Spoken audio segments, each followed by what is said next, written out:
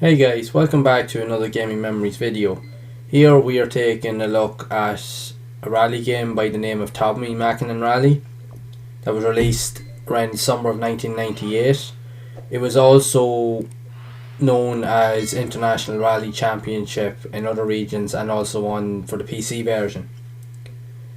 Now this is more of an arcade style rally game, very similar in the premise of the V-Rally games that were also released on the platform, and primarily it has a similar type of kind of style where you're racing against other type of cars on the track trying to win races and so forth. Most notably, the play style is slightly different from the likes of the V-Rally style. It plays decent enough, but it isn't the most polished or the most easily accessible of rally style games on the PlayStation. It is actually quite a difficult game to master, and there's a lot of reasons behind that, because it doesn't really have good collision detection in the game. If you're driving at high speeds and you tip a wall, instead of the car just glancing off the wall and putting you back on the road, the car will literally just flip on its side and it completely slows you down. Or if another car happens to hit you at speed, or on a certain area of the car just flips on its side. So the collision detection is actually very poor in this game compared to the likes of other style of games at the time, which is quite a shame, because it had the promise of actually being a decent enough title. But one of the major downfalls with this title, and the fact is it actually sold decent enough on the PlayStation, and it did have like a decent enough kind of following, but what really hurt it was the fact is that it was released not long after the release date of the Colin McRae Rally, the very first game in the Colin McRae series, and that literally set the benchmark in its own right for rally titles across the board in gaming at the time. It was totally unique. It was so realistic. This game really didn't stand a chance with that. Even though it got kind of mixed to okay reviews in magazines, it still kind of just fell in the shadow of the Colin McRae series, because again it was literally only a couple of weeks based off between the two games when they were released in 1998. And considering 1998 had been an incredible year for games, and most notably the likes of racing games, you had the likes of Gran Turismo, you had Colin McRae, two of the greatest rally games or racing games of all time, and it didn't leave really much room for this here, even though it did sell quite a number of copies. But it paled in comparison to the games that came before it, because there were so many good games that came out in 1998. It, to be honest, actually is very hard for a lot of games to actually really kind of set kind of any sort of presence within the industry at that time. You really had to step up your game. This unfortunately just fell short on that, in terms of like some of the issues that I mentioned, the collision detection, and the computer AI was also very difficult as well, because it was extremely difficult to win races.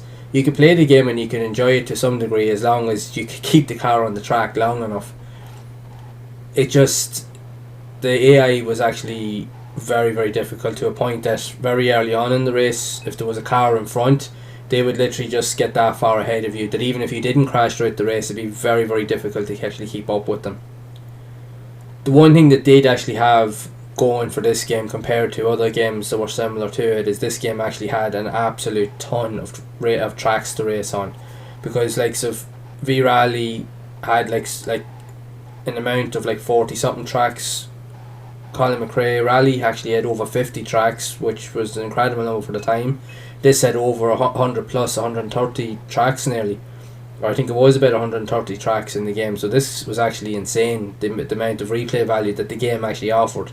What it lacked in some areas, it definitely made up for in others. That was the one thing about it. I think that's what actually helped to sell this game an awful lot as well, because it did actually have an awful lot there. So you could actually keep you playing for quite a while if you could put up with all the niggly little faults in it. It wasn't actually a bad game. It definitely wasn't the groundbreaking game on the PlayStation, but it was still a worthwhile title to play and just to try out, especially if you're into racing games and just into quirky kind of style games. It was worth actually having a go. My first experience in this was actually on a demo, literally about a month after. It was a demo. It was in July 1998. I remember the month before I'd actually gotten a demo on the UK PlayStation magazine of Tommi Makinen Rally, and I could not believe how good that game was. I was addicted to the demo on it. So a month later, when I realised it was going to be a demo of another rally game, I was actually excited to play this. I actually was really excited to play because I thought hopefully it'd be as good as Tommi Makinen or even like V Rally and stuff. But I'll be honest, actually, I was actually let down by it because it wasn't the same, or it wasn't as, in my opinion, as good at the time as I thought compared to those games that I previously had played. Because the likes of V Rally and Colin McRae had really set the benchmark for racing games or rally games at that time. And this was let down because of some of those issues, because of the collision detection and how hard and how difficult the game was actually literally to play. But it was still worthwhile actually trying. I'll be honest, I actually did persist with it and I gave the demo a really good go, and I will admit the more I actually played it, the more I actually did get into it. But you really had to just allow yourself to really sit down with it to actually get the most out of it.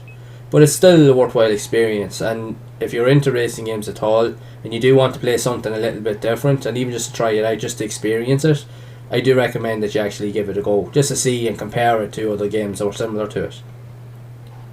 So what are your thoughts of Tommi Makinen Rally on the PlayStation? What did you think of it back in the day? And what are your experiences? Be sure to share them down in the comments below. So if you have enjoyed this video, make sure to leave a like. Also hit the subscribe button and turn on the bell icon to be updated whenever I release future content, and also feel free to share the video, as I am going to be re-exploring a lot of older games like this here and sharing my thoughts and views with everyone.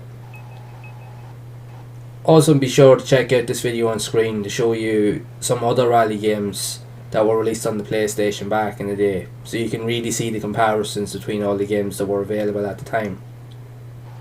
So as always, make sure to keep playing those classic games and enjoying them, and keep those gaming memories alive.